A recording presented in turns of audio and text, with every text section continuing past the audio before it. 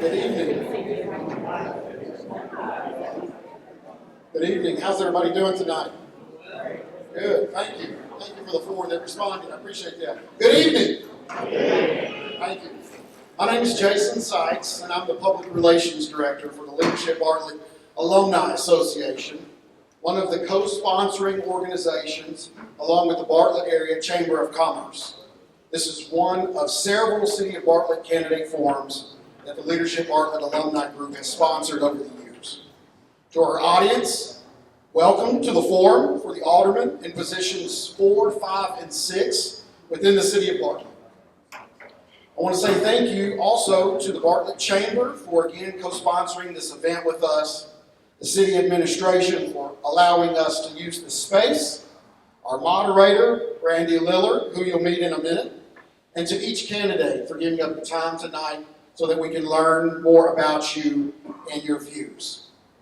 As you may know, positions 4 and 5 are unopposed, so at this time we would like to congratulate Alderman and Vice Mayor Jack Young,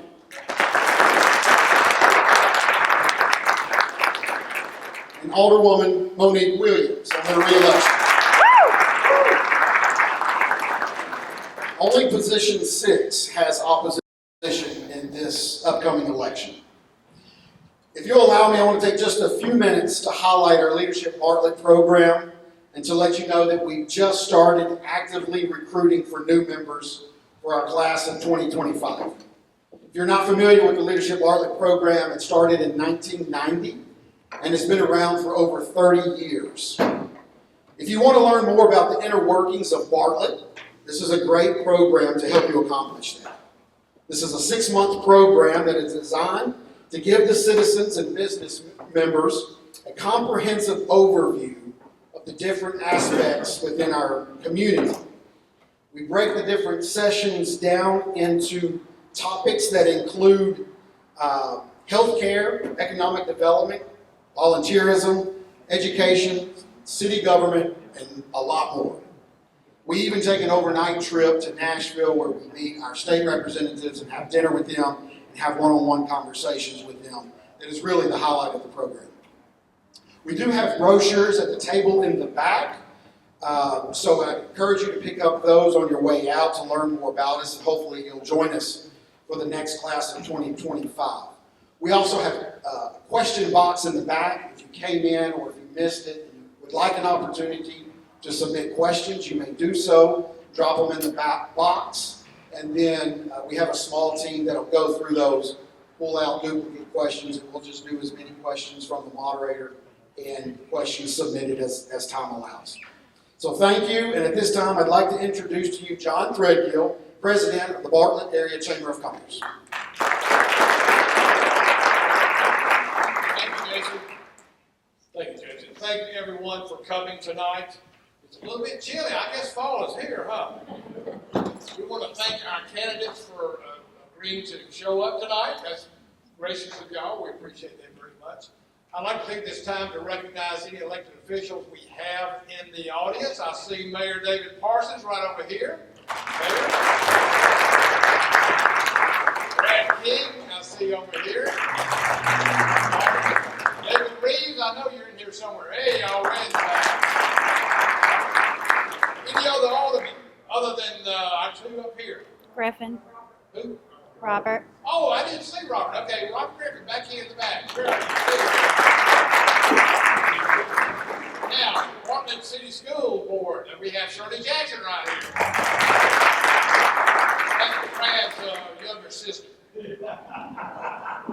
Let's see, anyone else? Anyone else tonight? David Cook. David Cook. Oh, yeah, okay, David Cook, another board member.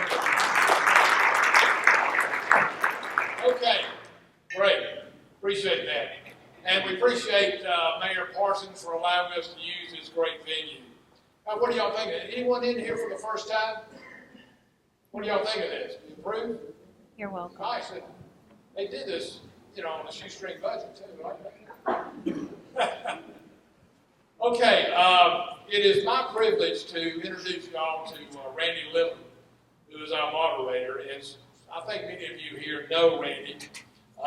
And there's different ways that you may know him. The first way is his career with Edward Jones Financial. He's an advisor with them since 2001. Previously, he was a partner in the Bartlett CPA firm he founded in 1981. He also served 10 years as an officer with Jefferson Randolph Corporation, a trucking firm he also helped start in 1985. Randy is a native of Corning, Arkansas. He's lived in the Memphis area since completing his bachelor's degree in accounting at Harding University in 1974. Randy has long been active in the community through his church as well as various civic and charitable organizations. He's a graduate of the 1996 Leadership Bartlett class, served as president of the Leadership Bartlett alumni in the year 2000, and has been a long-time member of the Bartlett Area Chamber of Commerce. Some of you may recognize him through his voice because he's been the PA announcer for the Bartlett Panther basketball team since 1991. Panther football games were added in 2017, so his voice, if you don't know Randy, you know his voice, right? He has served for 27 years as a volunteer at the FedEx St. Jude PGA tournament, and Randy is also, and I don't really want to give him too much recognition for this, but Arkansas Razorback fan, especially a couple of weeks ago against the team that I favor. Anyway, I think I redeemed this past week. So Randy and his family have been very involved with Agape Child and Family Services in Memphis for over 30 years. Prior to the passing of his wife, Teresa, in 2013, the couple served as foster parents to more than 25 children, 2 of whom became adopted siblings to their 2 other birth children. Randy's current wife, Judy, married in 2018, and his 6 children and 8 grandchildren have been a blessing for him. And his career has also provided him with joy and privilege to build relationships with many wonderful clients here in Bartlett and beyond. So at this time, I'm going to turn it over to Randy. Thank you, John. So I guess you don't want us to call the hogs, is that right? Well, let me add my thanks to all of you for being here tonight and to our candidates for being willing to take this chance to run for office in our city and to serve the rest of us in the way that you do. We have actually 5 candidates, one of whom could not be here tonight due to a last-minute family emergency, but we wanted to let you know about Kenneth Hayes. Kenneth was born in Los Angeles in 1960 and raised in Inglewood, California. Kenneth grew up in a close-knit community where he developed a strong sense of civic duty. He volunteered for the U.S. Army in 1988 and served overseas for 6 years, where he gained invaluable experience working with both the military and local communities. In addition to his military service, Kenneth volunteered with the Red Cross, further demonstrating his commitment to public service. He's the father of 6 adult children, and he takes great pride in his family, with his youngest, Kiara, currently in her 3rd year as a pre-med student at Hampton University. With a focus on public safety, economic development, and enhancing local services, Kenneth is deeply committed to improving the quality of life for Bartlett residents. His leadership, dedication, and experience have earned him the trust of many in the community, and he's passionate about making Bartlett an even better place to live, work, and raise a family. Kenneth is a candidate for position 6. We have our candidates seated in alphabetical order, and so what will happen here is I'll introduce each one. They will have 5 minutes to make a presentation, and we have a timer down here in front. We'll be giving you signals as to when your 5 minutes are close to being up. Our first candidate is Josh McNeil. Josh is a candidate for position 6. Josh grew up in rural Mississippi. He was an outstanding football player and recruited by the University of Tennessee, where he became an All-American center for the Volunteers. He also earned All-SEC academic honors on his way to earning a BS degree in communications. And after graduation, he decided to make the Volunteer State his home. Josh moved to the Memphis area over 10 years ago and now lives in the Davies Plantation area with his wife Brittany, who is a Bartlett native, and their 7-week-old son, Parker. For over 15 years, Josh's career has been dedicated to working with cities like Bartlett to lower costs, provide advanced technologies, and improve their infrastructure. This has given him a unique understanding of municipal operations, budgets, and boards. Josh wants to use that expertise along with his experiences as a member of the Bartlett Planning Commission and Industrial Development Board to help build a better Bartlett. Josh chose Bartlett to live and work and raise a family. As a young father, he's felt the call to use what he's learned to help his community and the children and families who call Bartlett home. And he says and believes that even though there's a lot of divisiveness in our country, we can work together locally to make a difference. So Josh, I'll turn the mic over on that side.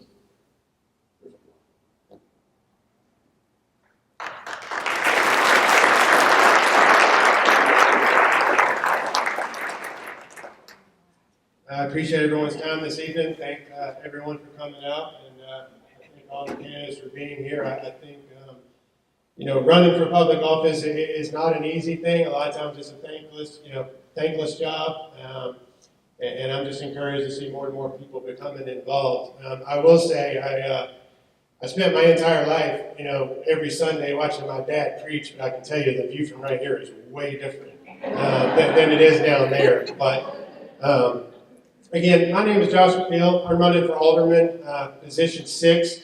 Mr. Miller, mentioned many of the facts about me. I'm 37. I have a beautiful wife, Brittany, and a young baby, Parker. We live in the Davies Plantation area. My wife is a Bartlett native and small business owner. I moved here a little over 10 years ago, where I eventually met my wife, and we settled down, and I love to call Bartlett our home. Before that, I grew up in rural Mississippi, a place about 5 hours south of here. And in Mississippi, we judge how country you are by how far you live from the nearest Walmart. Well, where I lived was 45 minutes away from the nearest Walmart. So it kind of tells you about the place and the farm that I'm from. I was lucky enough to be talented in football and went to the University of Tennessee, where I became the starting center for several years. I could give you a lot of different facts and scores and history, but the one fact I do like to tell people is I played football for, I believe, 14 years, blocked for a lot of people and never scored one touchdown.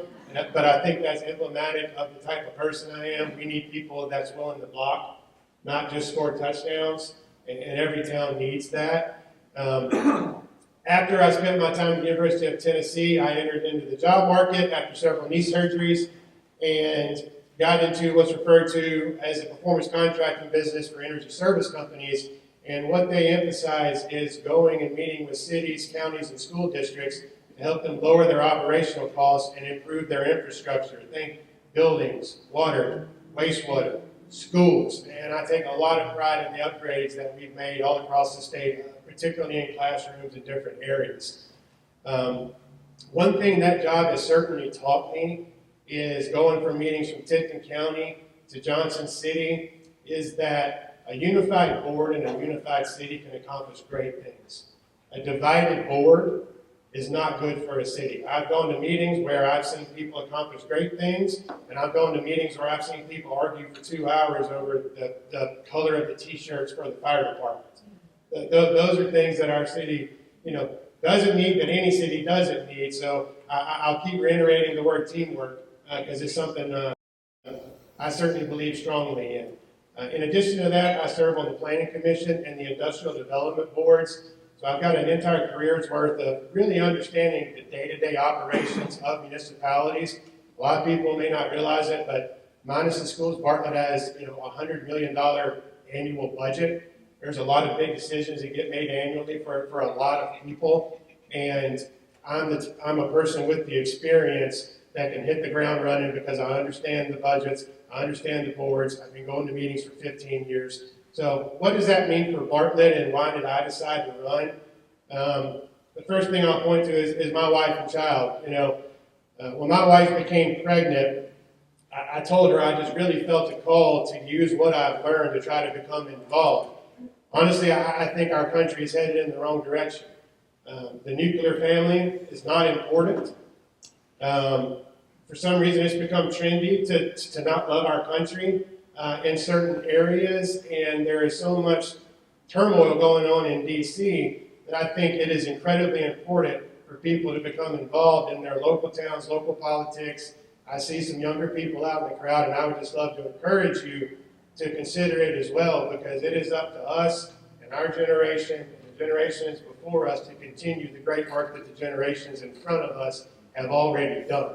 So, why? Again, my family, I want to make Bartlett a better place for my children and all of our children. Parker won't be at Bartlett High School until 2040. So I have a very, very long-term idea of what I hope for the city of Bartlett. And at the end of the day, if we work together, I'm so excited about our future, and I know that we can thrive as a city if we work together and come together for a common goal. And I believe that my career, worth of working with cities and counties and school districts will help me do that. Thank you.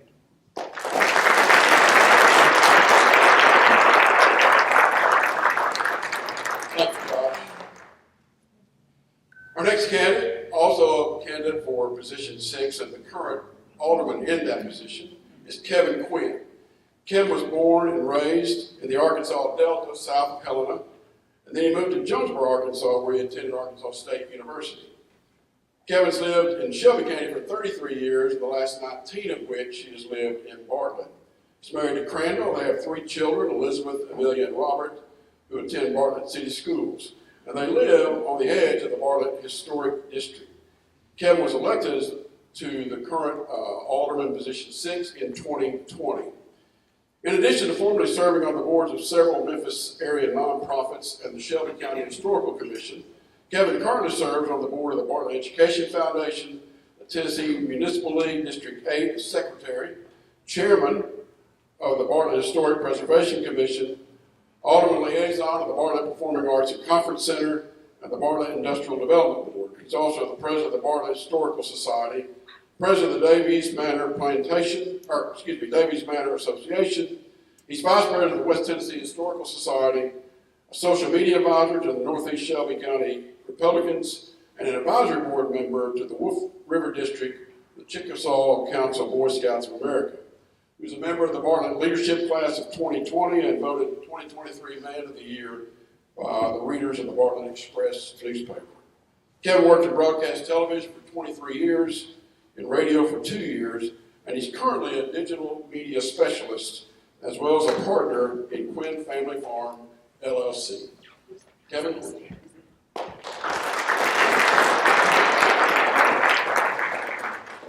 Thank you all for coming out tonight. This is a lot different than the mayoral forum. I can tell you that, because I actually see people this time, so it's really nice. At BPAC, it was just dark. I was just staring into the darkness. I didn't get a chance in 2020 to go around and talk to groups or anything like that. So just want to, before I do have some little prepared remarks, but before I do that, I'd like to kind of catch everybody up where we were in 2020 and the reason I ran. Like I said before, I've always done volunteer stuff and been appointed to boards and commissions. But in 2020, we were in the COVID mess, and I was watching American cities burn on television during that summer. And I told my wife, I was like, I know that local politics is important, but when you see cities literally on fire, you realize how important local politics are and how important these local officials are. And not to say that could happen in Bartlett, but you just don't know when you see other great American cities, literally on fire. And so that's the reason I got involved in the local politics, made the jump into it. I always say, don't call me a politician, I'm an elected official. And some people like to remind me that I'm a politician regardless, because I am an elected official. So that's a little background on the reason I ran in the first place, that I didn't get to tell everybody during COVID to meet and greet anybody. So I just want to kind of catch you up on that. Thank you to the Chamber, leadership, Bartlett, and the city for hosting this forum, and thank you all for attending. I'm sorry about the rain. These past 4 years have been simply incredible. Being able to serve the people of Bartlett in an elected position has been an honor and fulfilled my need to bring positive changes to daily lives. Whether it's making sure the citizens know their voice is heard in City Hall, to supporting our first responders and other city employees, local businesses, our schools and students, to the continuing work of improving our infrastructure so that this city might attract new homeowners and businesses. There is no amount of grief from some naysayers that I'm not willing to take to make Bartlett a better place for anyone. And like some others, I've actually been in a forum with the citizens of Bartlett for the past 4 years. Through my social media channels, speaking engagements, constant availability by phone, text, email, or Facebook Messenger day and night, or just stopping me when I'm out in public at Kroger or eating at Pops or Sweet Peas, everyone in Bartlett has a chance to ask me questions and make comments, and most importantly, receive an honest response. And I vow to continue in this role for the citizens.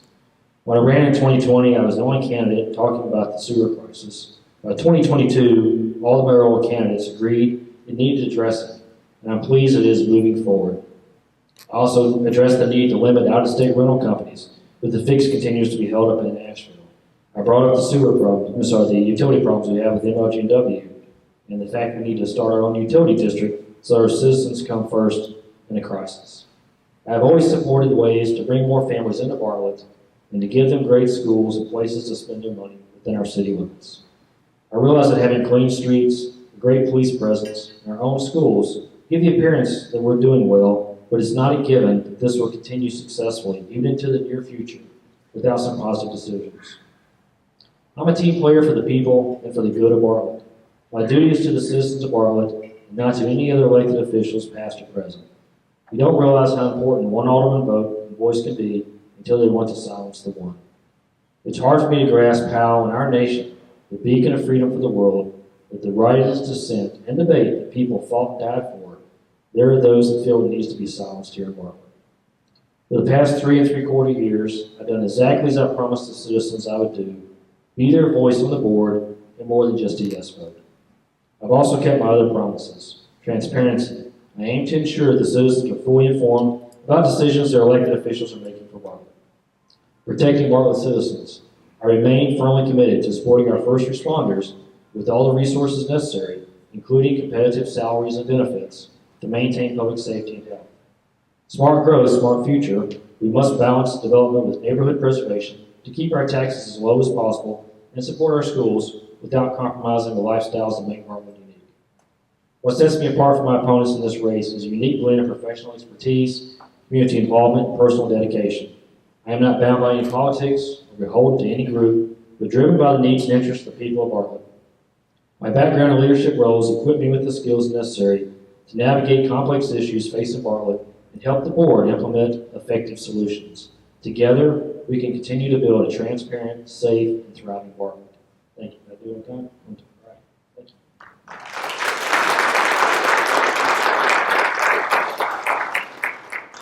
Thank you, Kevin. Our next candidate, who is the current Alderwoman in position 4, and is unopposed, as you heard earlier, is Monique Williams. Monique was appointed to fill Bartlett Alderman position 4 in August of 2023. She's lived in Bartlett since 2011. Monique has one adult daughter, Brianna Monet, who graduated from St. Benedict High School and further her education at Belmont University in Nashville. Monique grew up in the Roselle-Annandale area of Memphis. Graduated from Central High School in 1992. She received a Bachelor of Science in Business Administration from Christian Brothers University, as well as a master's degree in Health Service Administration from Central Michigan University. Monique spent over 25 years in the clinical research industry, working for organizations such as St. Jude Children's Research Hospital, Eli Lilly, GlaxoSmithKline, AstraZeneca, Novo Nordisk, Pfizer, GBT, and others. She held several key positions managing and overseeing national and global projects, including the day-to-day operations, logistics, budgets, and management of external service providers. Monique has assisted and created opportunities to provide charitable donations for Toys for Tots, the Lupus Foundation of America Mid-South Chapter, and other nonprofit entities throughout the Mid-South. She also served as the Memphis Walked-In Lupus Now coordinator in 2018 through 2021. Monique would be described as a serial entrepreneur restaurateur. She has started or assisted in starting numerous businesses in the Mid-South area over the past 11 years. She's the creator and operation owner of Biscuits and Jams, a restaurant located in Bartlett Station. Some of you may have eaten there. Monique currently serves as a commissioner on the Bartlett Station Commission. Please welcome Monique Williams.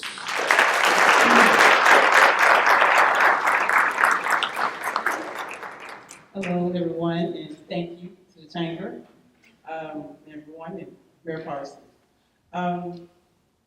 Just to give a little gist of the reason why I decided to step up in our community. First and foremost, when I opened Biscuits and Jams, I chose Bartlett.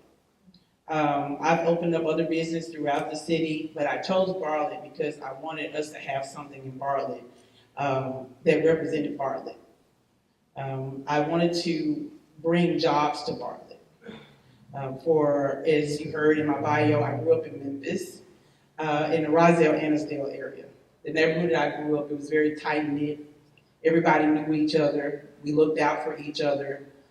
Very old neighborhood. I think one of the oldest houses in the neighborhood was 100 years old. So we were very tight-knit, and we watched out for each other. And I look at Bartlett as the same way. When I look at the community of Bartlett, the city of Bartlett, and all the communities, I look at how we care about each other and how we want the best for our city, how we want to keep it safe, how we also want to, keep, our prices down, taxes down. But foremost, we want to keep our city safe. When my thoughts on the city, the three things that are very important to me is safety, economic growth, reason being why I opened up Biscuits and Jams here in community. So those are the three things that I think I stand on for Bartlett. Those are the three things that I strive to do in my business, in the city, when I'm voting on things, looking at things of how they bring things to the city, how it will affect us as a community, what things that I feel would be best for my daughter. When I look out into Bartlett, I see I hate to say it, but I have to say it because I'm 50, an older community. And I see a lot of kids returning from school, like my daughter from Belmont, and not wanting to live in Bartlett. So when I look out at us and see how we are growing now, it excites me because those opportunities make our children want to come back and stay in Bartlett. It makes them not want to leave Bartlett. And we don't want them to leave. As a mother, I want my child to stay in Bartlett. I love Chief Cox and his staff and all the police officers. I think it's very, very safe here. Just recently in May of this year, I opened up Biscuits and Jams in the city of Memphis. And when I tell you, it is not Bartlett. From a police standpoint and having issues come up just in the time that I've been there and having to call the police department and literally wait an hour for them to come take care of something. And say to them, and I can be honest, you guys are not like Bartlett. And they responded, we are not. Because what Bartlett does is when they capture the people, they keep them. And we let them free. So I don't have much to say other than, of course I'm unopposed. I know that. But what I bring to the table is community and wanting to see our community grow, being a mother of a young adult who wants to leave Bartlett. And I plan on doing everything I can do to keep her here in Bartlett. And that's looking at what we have here for our kids to make them want to stay here, bringing things to our city like we had Bartlett Live this year, which I was very excited for. It was such a wonderful thing to see community and everybody outside and spending time with each other, people of all ages and all races and all denominations and all that. Because when you really think about it, we're all one, and it takes each and every one of us to make this city work. So that's really my platform. It's just community and bringing us together because we're better together than we are apart. Our differences that we have, it doesn't matter because the common goal is we want to see our city be great and we want to be safe and we want to be able to go home. And sometimes, like I do, forget to lock my doors, even though it's not the safest. But since I know I have the Bartlett police on my side, I wake up in the morning, I'm not as scared as I would have been if I was in the city of Memphis. So, but thank you, and I'll be looking forward to these questions that you all have, but I just wanted to let you all know that's where I am, and that's why I love the city of Bartlett.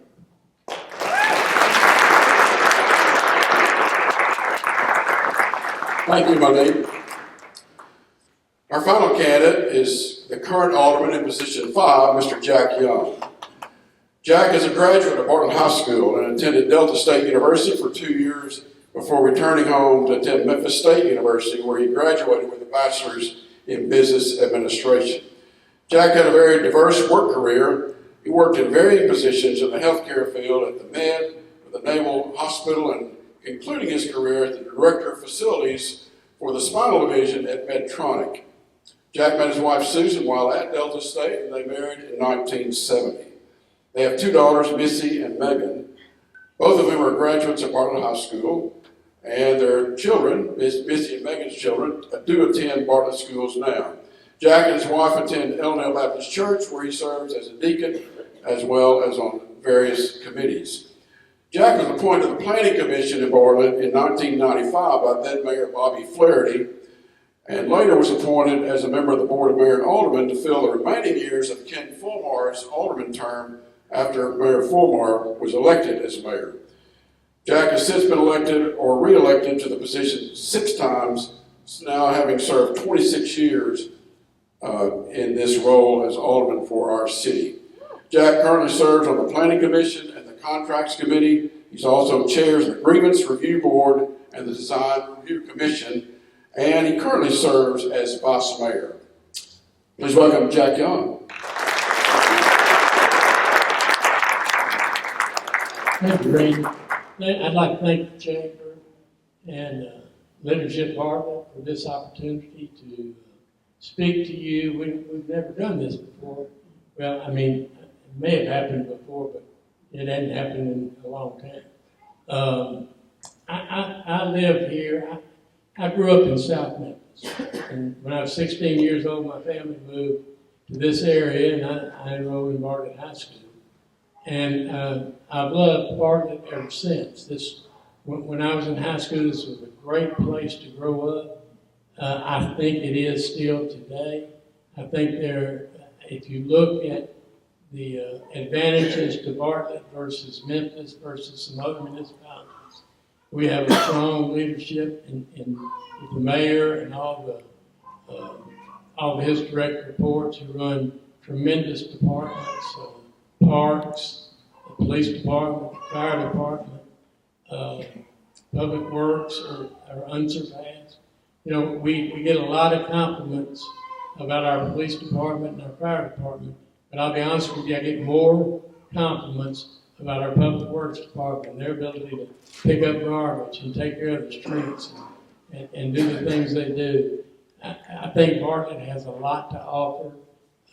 I think there's still things we can do. I think there's a lot of improvements that can be made, but I think there are a lot that have been made over many years. You know, Mayor Parsons has been mayor now 2 years, but most folks don't realize he was an alderman for 20 years before that. So even though they think I'm the old man up here, he's been around a day or two also, so let's not forget that.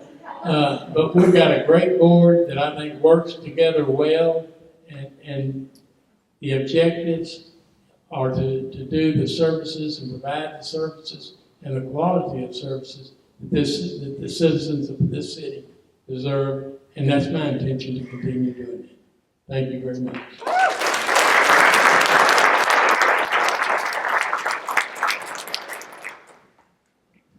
Thank you, Jack.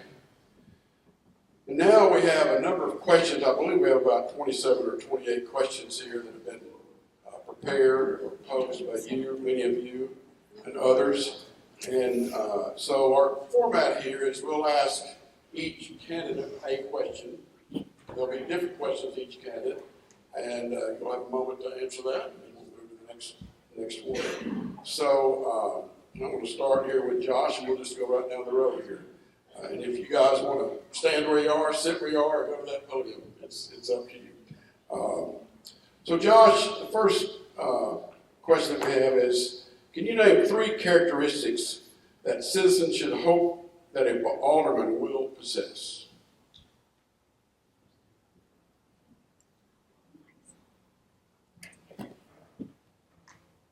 Three character traits the citizens hope that an alderman would possess.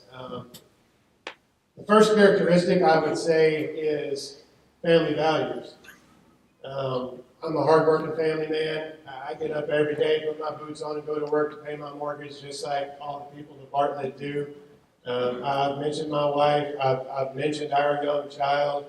And I was having a conversation with somebody at church the other day, and I said, I truly believe if I am the husband and the father that I'm supposed to be, then that would make me the elected official I'm supposed to be. And I firmly believe in that. I think that's very important. I think, those type of values, those conservative Christian family values are needed, which also I believe makes me relatable to most of the working people in Bartlett, and I think is a big reason for a lot of the support that I've gotten. The second thing I would say is a team-first mindset.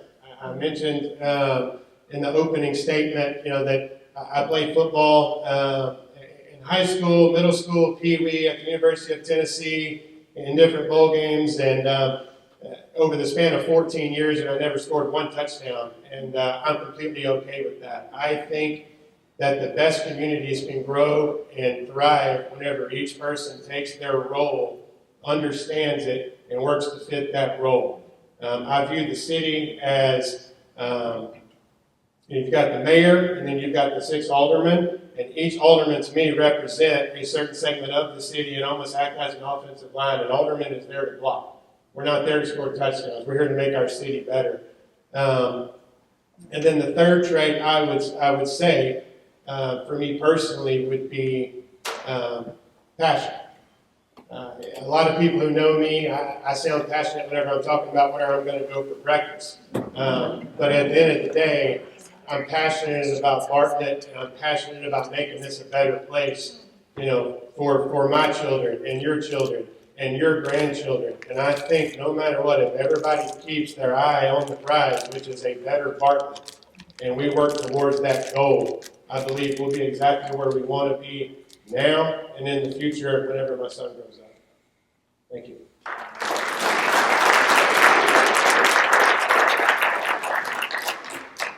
Our next question will be directed to Kevin Quinn. Do you believe Bartlett needs more space for commercial and industrial development? Commercial and industrial, okay. So does this include a Huey's or not? Because that's the most request I get. Bartlett has a fantastic industrial park, and we have the new innovation park on the west side. And there's a little bit of room in the industrial park, but I don't know. Sorry, can you repeat that? Because it's a little odd. So you're asking, do we need more space? Are they asking if they want to build more? The question is, do you believe Bartlett needs more space for commercial and industrial development? Well, okay. I want to make sure they weren't asking for something particular. That's a yes or no, because I think we need to be careful with what we bring in here. And that's the reason the Innovation Park is out. I know Mayor Parsons has said he doesn't want warehouses out there, and I agree with that because that's not the best jobs for our citizens. So yes, I want more commercial and industrial in here, but I want to be careful what we bring in and where we put it. We don't end up like places in Memphis where that stuff is industrial commercial is too close to neighborhoods. So we do have in our square miles places that we can put other industrial and commercial, but I just want to be cautious where we put that. And also can our infrastructure handle that? And can our roads handle that? And there's a lot of questions to that. So I'm sorry if I'm giving a word salad, but I'm just not really sure exactly what the point was. But that is a yes or no. All right, thank you.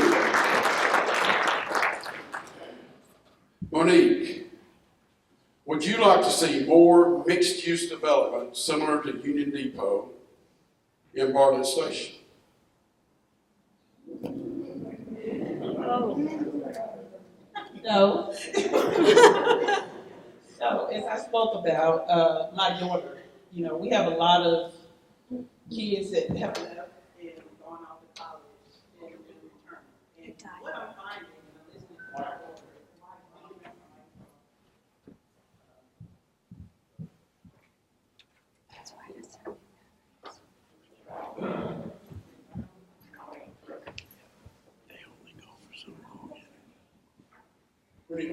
I think we need a battery. Anybody got a battery? I thought I pushed something. So I spoke about my daughter. I hear her all the time talking about wanting to move. Her dream is to move to Chicago. And she went and visited Chicago about a couple of weeks ago. So now she's totally in love with moving to Chicago. A lot of the bigger cities have mixed use housing. And what I'm finding is a lot of the youth that are growing up and coming out, as much as we love houses and love spaces and things like that, and cutting grass and flower beds, they don't really want that. They want some place where they can live, shop, walk the dogs, you know, play with their pets, little things to do, and then go back home. And when it comes to things like that, I think for a city, you want to have a variety. I think Union Depot is a great place that we're going to have. I think that's going to bring a lot of the children that we have leave and go to college and return. I think that's going to give them a place to go to, especially the ones that have gone to Nashville, because you have Nashville, you have like the Gulch and places like that are so very attractive for their age range between 20s and mid-20s and 30s. Also, for people that are retiring and don't want those big houses anymore in those spaces, you have opportunities like that where they want to be in a walkable community. To be honest with you, prior to, you know, stepping into this position, I contemplated being an empty nester, moving from Bartlett. Not wanting to move, but looking at where else could I go. I love my home that I'm in now, but I literally lived downstairs since my daughter came back. I didn't even use the upstairs in my house.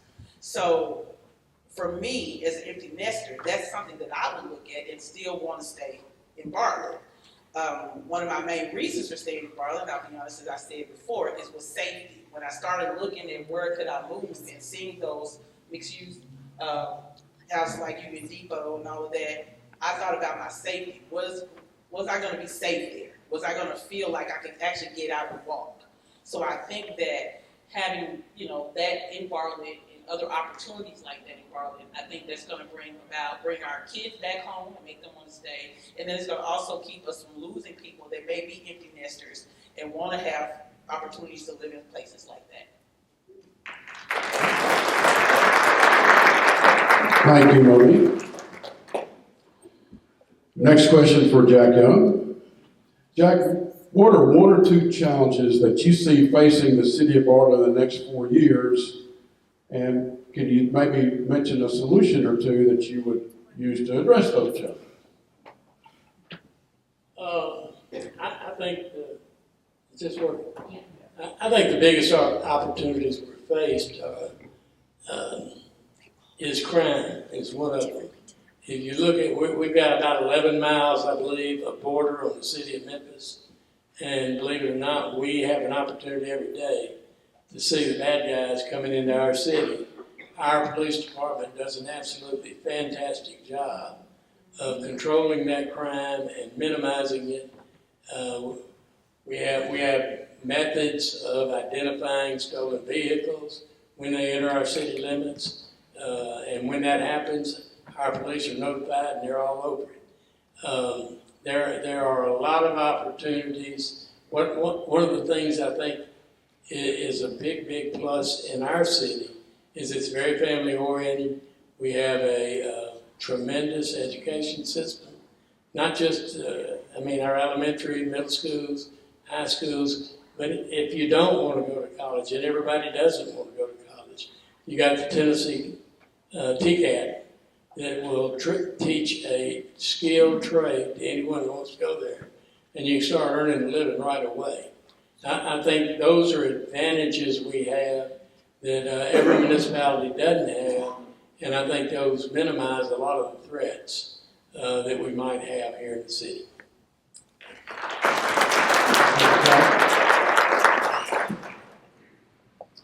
This question for Josh. In your own words, define the role of an alderman and the most important asset you can provide to the citizens.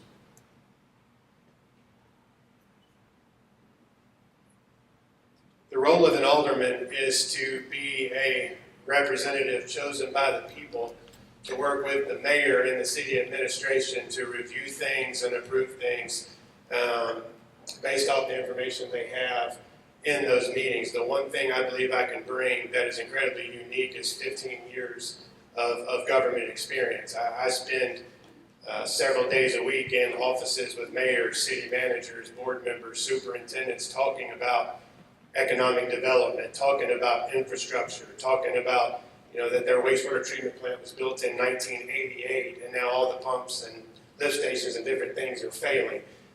Those are all things that's going to be on the horizon for Bartlett as well, who has some aging infrastructure. A lot was built in the early 90s. And so I believe an alderman, again, is the person selected by the people to represent the people and the people's business with the mayor and the administration.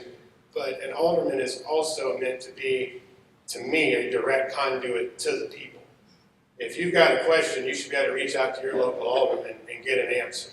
And that's what I believe. I believe that the aldermen should also be the ones to explain to people, because not everyone can go through the packets and research everything that goes on in a meeting. And so I think it is important for every alderman to, be able to answer and to be transparent with the information of how decisions are made, why decisions are made, where did this money go to, where did it not go to, and just be that conduit to the people from the city organization.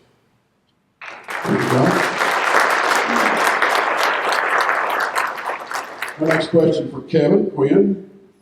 Do you think that Bartlett's police and fire department and the services that they provide are adequate for the size of our city?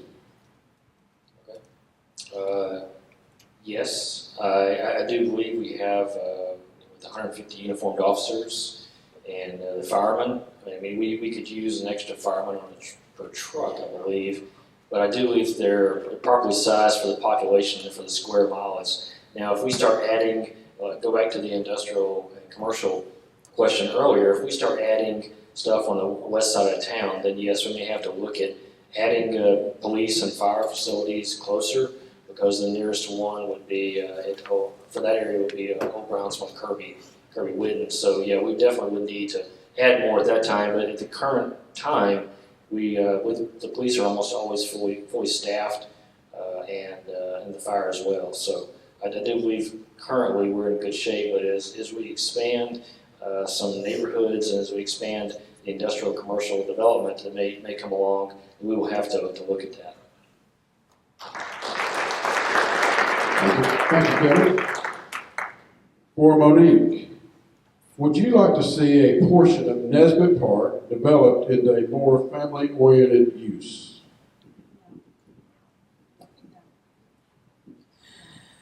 I think absolutely. So this weekend, I got an opportunity to take my niece to Tom Lee Park downtown in Memphis. And when I tell you to see the families out there and the community out there having fun and playing, and mothers and fathers and the children and all this, so it was amazing to see. So I think that any opportunity to expand our parks and add to our parks, making them more inclusive for our community, I think that is a great idea. So I would say yes. I think we have some of the best parks in the city. Thank you.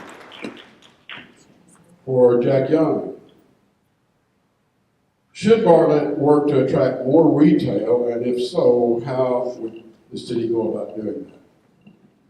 Well, yes, I think we should do everything we can to bring in additional retail. We're doing it now through a company we contract with, that Jones R., who solicits businesses and tries to bring them to Bartlett. We're constantly asked, I get this question all the time, why is this building empty and what are you doing about it? Well, number one, it's not our building. Number two, there's not a lot we can do about it. unless you condemn it, and these buildings aren't condemnable. So what we have to do is encourage those people that don't. Let me give you a perfect example. Abuelo's, wonderful restaurant. Everybody loved Abuelo's. They decided to close during COVID, and from what I've been told, the lease was so high, other restaurants tried to relocate there, and the lease was so high they just couldn't afford to do it. So Abuelo's gets torn down and a car wash is going in, and we're blamed for the car wash. With all the car washes we have in Memphis, can I just tell you, prior to that car wash that's being going in where Abuelo's, there is one mechanical car wash in Bartlett. That's it. There's a whole lot in Memphis on the south side of 64, but that's not Bartlett, and we can't do anything about it. But yes, I would love to see more retail. I'd like to see gift shops. I'd like to see clothing stores. There's a lot of things I'd like to see for Bartlett. Let's make a demand, all of us together. And one alderman or even the board speaking won't get it done. We have to offer, and there are incentives we offer here at Bartlett Station for people to move into these empty buildings or to build a new business. That's something I'd love to see, and I think it'd be a huge benefit and an asset to our city.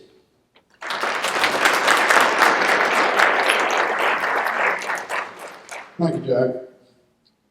This question for Josh. What are 2 or 3 new things you would like to see happen in Bartlett? 2 or 3 new things that I would like to see in Bartlett. I think some of those things, coming from the perspective of a young family man, I think some of those things are happening. I'm excited about it. We have some mixed-use developments. We've got some newer, unique retail going in. Everybody knows about the rail garden concept that Mason is bringing to give people an outdoor concert venue. And I really think that ties back to economic development. In my opinion, economic development is really built off 3 things. If you've got great schools, great public safety, and great public works, that's a snowball going downhill that you can build upon. And I think as long as we prioritize those 3 things and make this a great community to live in and a safe community to live in, then that will bring in economic development as people want to buy homes here, as people want to invest businesses here, as developers want to invest their dollars here because there's a good return on investment, and Bartlett is a business-friendly place to come to. And so I don't necessarily think those things are new. I do think that we could take some different approaches towards some things, particularly I think with economic development. You know, in my experience going around the state, I know that there are cities that are much smaller than us that invest quite a bit into economic development, and the more I learn about it, the more I understand that, you know, attracting retail is really like recruiting in football. When a Publix wants to go somewhere, that they're not just going to pick Bartlett, they're going to come to the state of Tennessee and look at a lot of places. And so we've got to be proactive in working with our chamber and the Memphis Chamber and Leadership Bartlett and different things to make sure that we are maximizing our opportunity to capture every opportunity.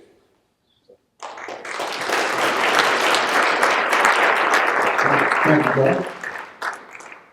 Next question for Kevin. What do you think are the city's strongest selling points, and how would you continue to support those things? Okay. Well, I think we've all touched on that tonight.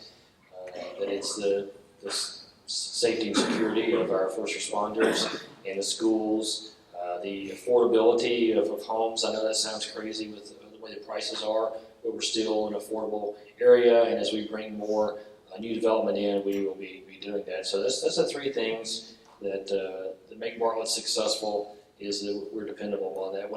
And I would tell you, when we first moved here, it was crazy the number of houses you could get for under $100,000. And unfortunately, those days are long gone. And when everybody gets their reappraisals next year, you will see your values up probably 20-25% from the last 4 years. So that's going to be kind of a shocker, but we're still an affordable city if you look at the prices even in Arlington. I mean, we're very competitive with the city of Arlington as far as residential goes. but their homes out there are $25,000 higher than new homes than we are. So we're still affordable, even though the prices do look crazy to a lot of us that are older. So that's our key point. Thank you, Kevin. Monique, talk about how you feel about Bartlett City Schools.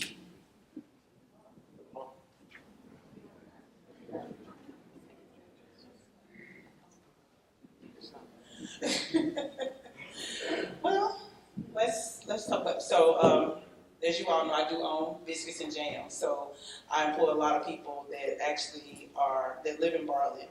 I employ teenagers that go to Bartlett High School, one being, I'll give him a little shout out, Malachi. He plays football for Bartlett High School, and I actually got a chance to attend the game this past Thursday, see him play his last home game. But I think that growing up in Memphis and being a product of Memphis City Schools, times have changed when it comes to schools. When I look at what Memphis faces each and every school year, the discord and having friends that are teachers in Memphis, and how they're unable to really teach their kids. That there's so much bureaucracy and other things going on in Memphis City schools. And then talking to teachers and talking to kids and having friends that are parents that attend Bartlett City schools and hearing about the different programs and the things that are offered. Just like the culinary department, with me owning a restaurant, just knowing that they are building and teaching kids that have that interest.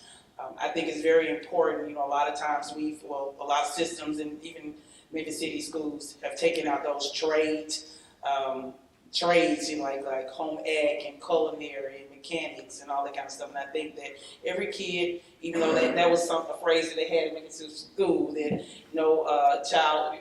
every child is college bound. That's not true.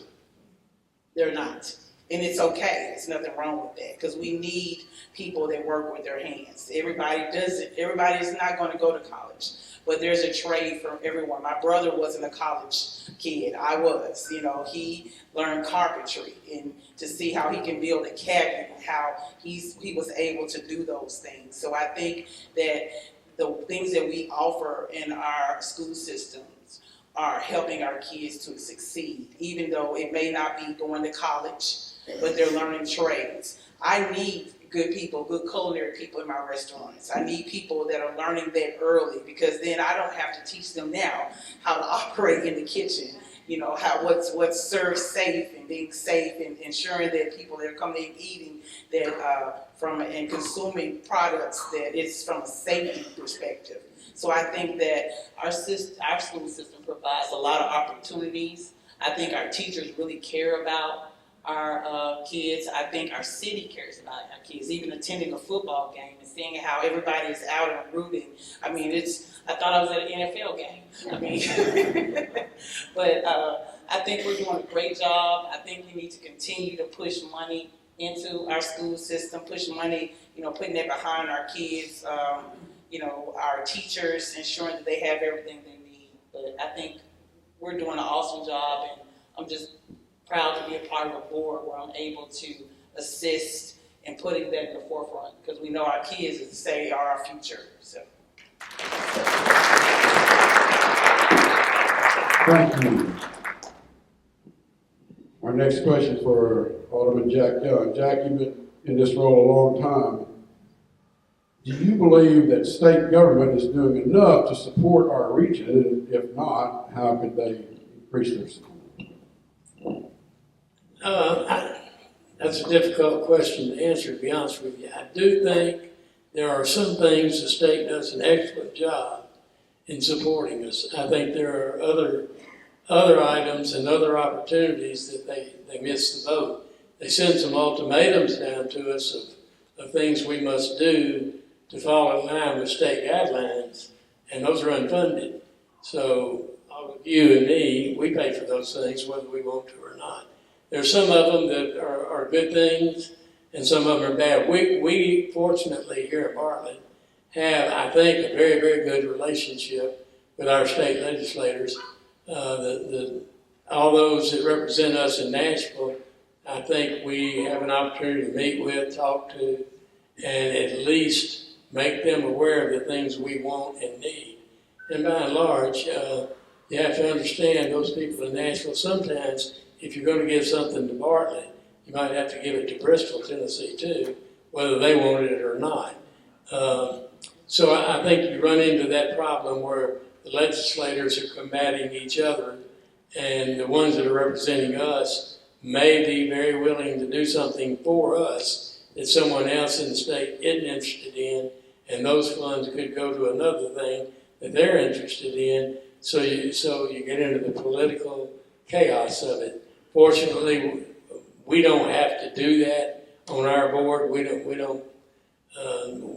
are all together. Well, we might not always all be together, but 4 votes will get anything done in the city of Bartlett. It's not that way with the state legislature. I think we get a lot of support for the things we want and really need. And I think there are times there's a few things we'd like to talk to them more about. We don't have that opportunity. Thank you. Thank you. For Josh, should the city focus more attention on making the Bartlett Station area economically viable? I think that's going to be a two-part answer. My first answer would be yes. Bartlett Station, this entire area is the foundation of Bartlett, and there is so much unique opportunity that exists within this area. With Biscuits and Jams right over here, and Monique, and I'm sure she would agree that there is a lot of exciting things we could do in Bartlett Station, but I'd like to take it a little bit higher level. I think there's a lot we can do with our retail in general.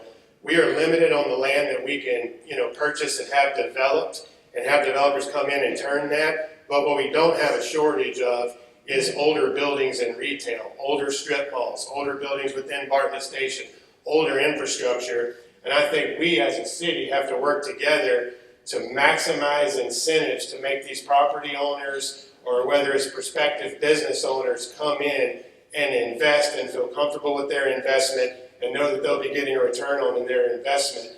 And so for me, again, it goes back to maximizing the opportunity that is available. I think Bartlett Station is a very, very attractive place to a lot of people and could have a lot of successful businesses. And the more successful businesses we can bring in there, the better that it will grow out from there. Kind of success builds on top of success. And so that's what I would offer and say that, yes, and I think that we need to continue to look at different incentives and different plans to bring in those developers, and then to encourage the people that own those properties now to invest in them, upgrade them, to potentially bring in others.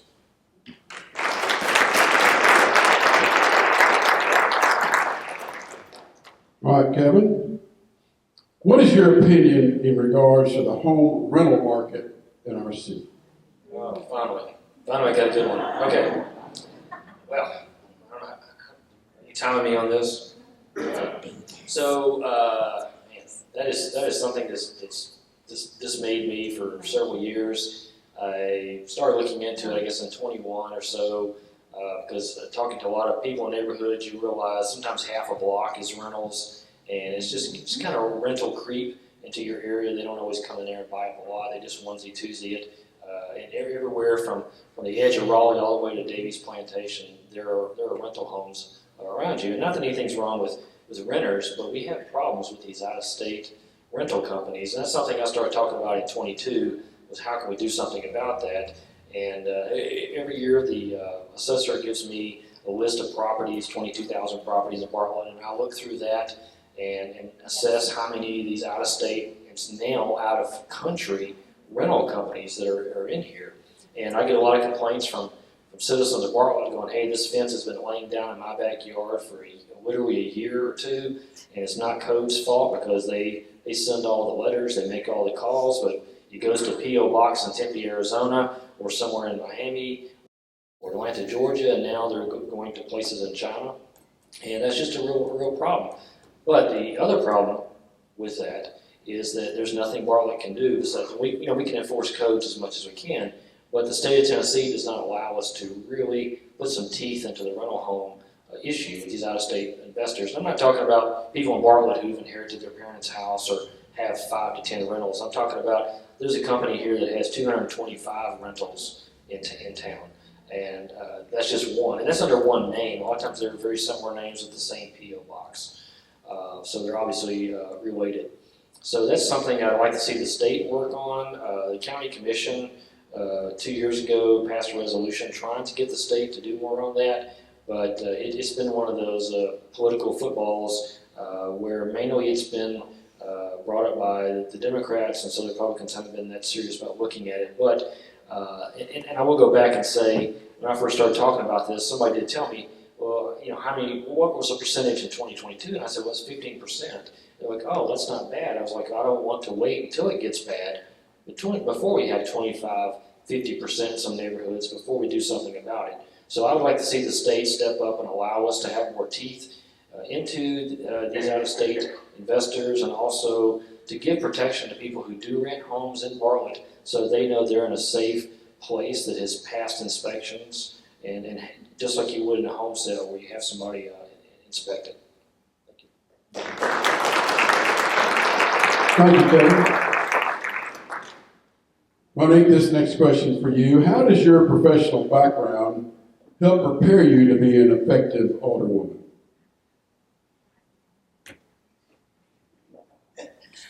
Well, it was said in my bio, 25 years I worked in clinical research. Most people think that I've been owning restaurants and cooking all my life, but I've worked with a lot of pharmaceutical companies, and I worked in the project management field. So I managed projects that I had to ensure, from balancing budgets to managing vendors, and we do have a lot of vendors that we have to use for the city. And a lot of those projects were like billion-dollar projects. I started working on them from fruition, just from the beginning stage all the way to the end stage. If I can kind of break it down as a little bit, take a little time, kind of background of what I did so that I can explain it in layman's terms. From the beginning of the projects that I worked on in my profession, it was an idea, that this particular drug would help a certain disease. My background was oncology, so I know a lot about oncology and oncology drugs and oncology, and diseases. So it would start with a concept, actually starting from first-time human dose. So that's before it was ever on the market, and then it would move from that until testing it out with human subjects to see if it actually worked. Then it would move to the next stage. So I'm giving you all of this information that I have for my projects. I've started from the beginning all the way until it's a consumer, where people are actually being treated with that and FDA approved. So I think that my background experience, I'm used to dealing with things just from the idea state. Coming up with how to utilize that drug, what's the benefits of it. And the same thing when I look at projects for the city. When I look at it from not a narrow view, but a huge view like this. I look at every aspect of it. I was paid to figure out what could go wrong, figure out the holes in it, how to fix those, how to go back and reteach and relearn and provide budget concepts to be able to ensure that we were saving enough money so that we would not go out and charge the consumer a lot of money, even though we still have to do that when it comes to certain drugs. So I think my background has allowed me to look at the projects and things that were put on the table for the city from a different perspective. I'm looking at it from the term like, okay, how did this come about? Why do we need this? Okay. So, and then I go back and I ask the next question, why? So why are we doing it this way? And that's kind of what I was taught in my profession, the S5 whys. And normally when you get to the fifth why, you're at the root of the issue. So I look at everything that comes before me, and Steve knows, because he'll call me and say, you got questions, so let me read over this and I'll call you back. And normally when I call him back, I got a ton of questions, because I've given myself time to analyze it and go through each point and figure it out and research to see if this makes sense. So I think that's what I bring to the table from a research perspective, that I research to find out. I just don't take what someone gives me. I go back and I look, I ask questions, and then I come back and I ask more questions, and I go back and I research again.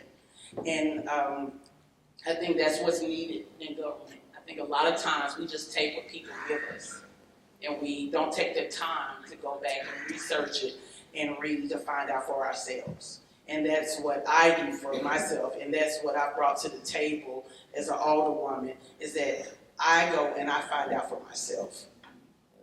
I don't listen because this is this person's opinion and what they think it to be true or what they think is right. I research, I find out, I ask the questions, I talk to people, and I bring a different perspective to the table, because I come well informed and I come with other people, listen to other people. Yeah, I'll take the opinion, but in the end, I'm going to weigh all the options, and then I'm going to choose what's best for our city.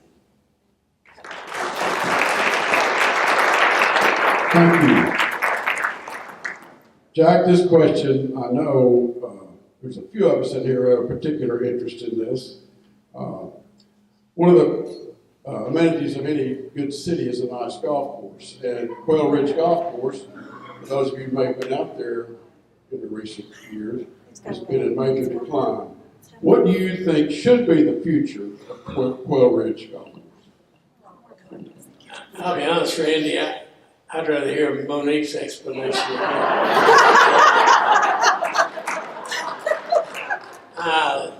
Quail Ridge, I've been asked that. Some people I go to church with that actually live on that golf course have asked me numerous times what we're doing with the golf course. It's hard to make him understand that it isn't our golf course. We don't own it. We're not in the golf business. To my knowledge, the city doesn't really want to be in the golf business. The individual who owns it, apparently, from what I've been told, has been trying to sell that property for quite some time to no avail. That's a lot of land. It's nice land. It's a great golf course. I've played that golf course several times, and I'm sure, like you, Randy, I've been under par every time. Maybe not. I'm trying to uphold the tradition of an elected official and maybe stretch the truth just a little bit. But no, it's great property in the center of Bartlett with homes on one side and apartments on the other. And I understand the homeowners' concern with what might happen to this property if it's sold. But again, it's sitting in an area that's zoned. If someone wanted to come in and build homes there, the city would more than likely approve homes being built there. It's already zoned for it. It's much like the Baptist Children's Home. You know, a lot of folks hollered at us because that happened. We didn't sell the Baptist Children's Home. It wasn't the city's idea. And why did we let the trees get cut down? We didn't do that either. But again, when an area is zoned appropriately and someone wants to come in and build something that falls within that zoning, it's very hard for the city to say no. So, I mean, I don't know what's going to happen with the golf course. I'd like it to stay a golf course. But the rumors are that it probably won't. I can't say one way or the other. Thank you, Jack. I'll just say personally, I would like to see the area around the golf course really nice, because that's where most of my shots go, somewhere off the golf course. Josh, for you, should Bartlett consider annexing developable land for future growth?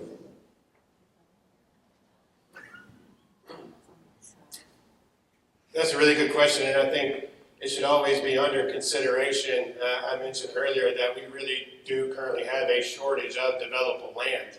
I know we've recently looking to acquire and investigate some pieces out on like Mullen House Road and different places. But at the end of the day, you know, our city doubled, almost tripled in size completely through annexation through the 80s and the 90s. And so I do think that that is an option worth looking at, but I also think that there is a lot of options to look at within the city limits of Bartlett. And so annexation it's a complex issue. It's hard to give a specific answer without talking about the specific property or area or who would be there with that. But when it comes to getting developable land, which will make a better Bartlett, I think all options should be on the table for discussion and consideration. Thank you. Kevin, in your opinion, does Bartlett need to ensure that we have the appropriate infrastructure for future growth, or do we now have the appropriate infrastructure for future growth? Great. I lucked out again. Okay, so I guess I have enough time on that. You know, that's something I've been talking about for 4 years, was the infrastructure issues. And I could go way back into 2012 when Memphis first had the sewer problem with the EPA that caused all the moratorium and all the headache that has been to Bartlett and development. We are now addressing that, which is the infamous sewer line fix, the 15-inch pipes that's up under the trailer park mobile home community that's at Kirby and 70. So we are addressing it, but we still have years to go and millions of dollars to pay towards it. But it's going to be a big payoff in the end, because we've lost a lot of development over the years where people did not want to put in their own underground storage and the lift stations and pumps to hold the sewage overnight, like they're going to have to do in Union Depot now until 11 p.m. where it can go out overnight into Memphis. And like I said, that's not Memphis's fault entirely, because it was the EPA issue they had where they discharged sewage into the Mississippi River. So we have a lot of future infrastructure issues to deal with as far as the new development goes and with fixing this Memphis moratorium issue. But also we have 2 sewer facilities, treatment stations in the north of the ridge, and those are aging facilities and they will have to be addressed as well. And unfortunately, those are even more expensive than they were in the past. So that is one reason we need to try to get state and federal dollars to help us out, maybe even have a wastewater facility treatment plant up in the northeast section and share it among some of the other municipalities to see if we can lessen the financial load on the citizens of Bartlett. So we do have a lot of stuff coming at us, but it's all doable, fixable. It's relatively affordable, depending, if we're cautious on how we do that. Thank you. Thank you. Monique, in your view, how important is it that the suburban communities become more proactive in Shelby County's growth? That's a good one.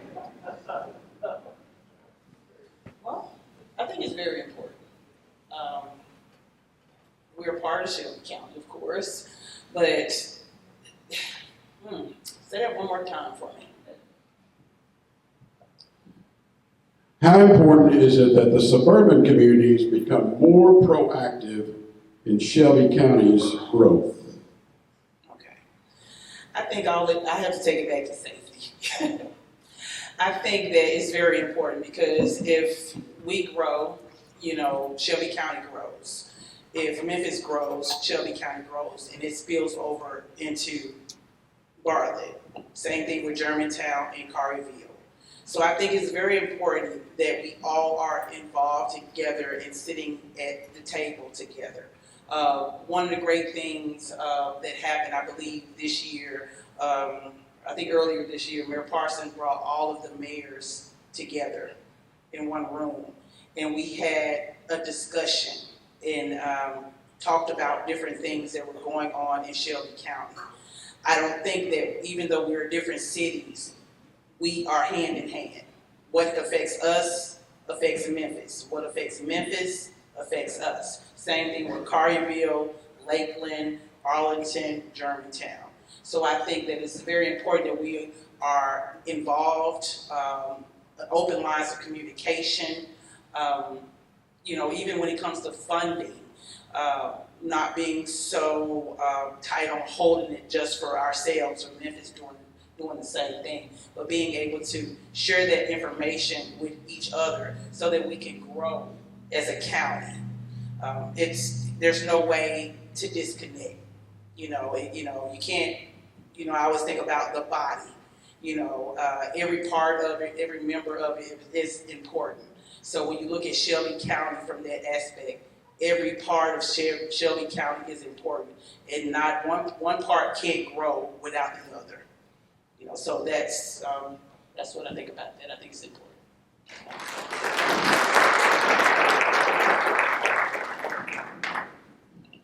This question for Jack Young. How important is the development of I-69 to the future growth of Bartlett and the Memphis area? That's a good question, Randy. I-69 will provide access to Blue Oval City, to a lot of what's happening in the northeast, northwest area of Bartlett. And that development will take pressure off roads and infrastructure in our city. And I think it will provide avenues for companies to locate, for instance, in our innovative park out here in the northeast part of the county, northwest part of the county, northwest part of Bartlett, I'm sorry. We recently this year annexed 200 to 300 acres where we're hoping some businesses, companies will go in there and develop manufacturing plants, and we'll be able to take the products, say, for instance, to Blue Oval City and not come through Bartlett. They can hit I-69 and they can go out the interstate. There's just any number of ways to get product wherever they need to go without coming through the center of town, where some of these trucks can sometimes do damage to our streets, require more maintenance. I just think anytime you find a better, quicker, more expedient way of getting something somewhere, that's a plus for our city. Thank you.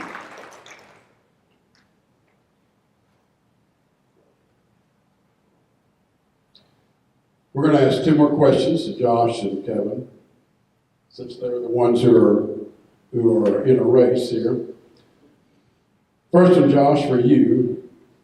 Do you think we should have term limits for aldermen? Yes. You want to elaborate on that at all? I do want to add into the context of, I think term limits are woefully needed more in DC than they are in local politics, but I also think, the days of being able to go up to Washington, DC with a busted briefcase and leaving 30 years later with millions of dollars is just a broken fundamental system, in my opinion. Locally, I would support evaluations of those as well. I think it's a unique balance because I think experience is incredibly important. Just like I believe, Mr. Jack being on our board is that experience is needed on our board. And so I think it's a discussion that needs to be had. But moving forward, that is something that I would advocate for and look at. The question is, would it be 3 terms? Would it be 2 terms? Would it be 2 terms after your first, after a first term? Different municipalities do it different ways, but my answer again would be yes.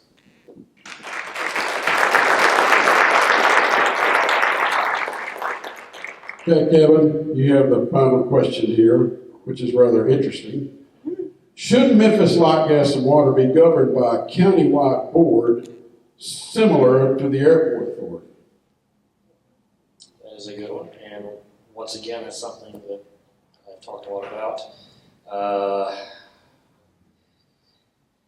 There's two ways of looking at this. I mean, MLGW, while it is a good facility or good utility provider overall, they have struggled with a lot of funding issues and being a political football with the Memphis City Council for a long time. That's something I talked about in 2022 as well. I met with TVA and some other people and some different energy authorities trying to learn how they did it.